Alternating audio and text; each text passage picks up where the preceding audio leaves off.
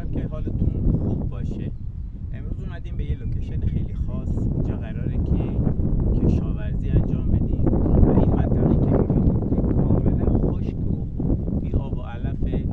کشاورزی روش انجام بدیم، گندم و جو اینجا می‌خوایم بکاریم. از اونجایی که در این منطقه چندین سال خشکسالی و هیچ نوع بارون خوبی نیامده و زمین ها خشک شدن، اینجا آب کشاورزی از طریق چاه تأمین میشه. چاهمون الان همین قسمتی هست که بهتون نشون خواهم داد. کلیپ های بیشتری قراره تولید کنم و از شما خواهش میکنم کانالم رو دنبال کنید، سابسکرایب کنید و دکمه زنگوله رو بزنید که هر موقع کلیپ جدید دادم بهتون اطلاع داده بشه. ازتون تشکر میکنم بابت دنبال کردن کانالم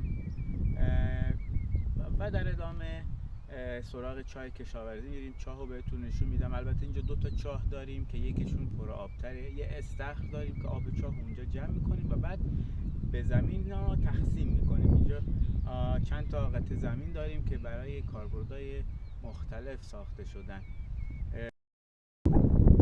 خب داریم میریم قسمت اتاقک نگهبانیمون.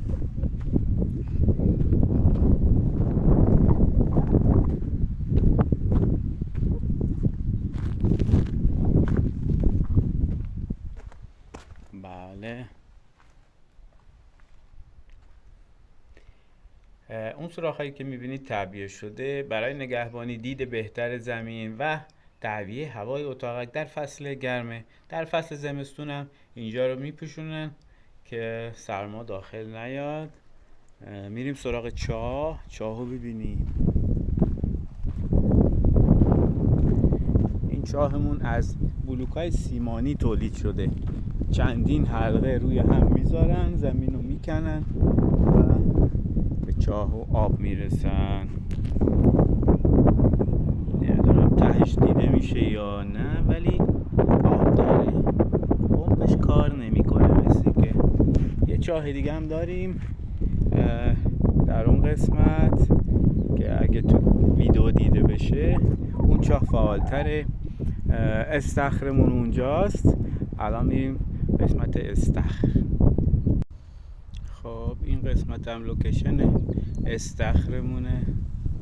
ببینید پر آب شده از چاهای اونجا و اونجا تغذیه میشه. این استخر آب جمع میشه، یه مقداری از اون حالت شوریش کم میشه و بعداً به زمین ها تزریق میشه.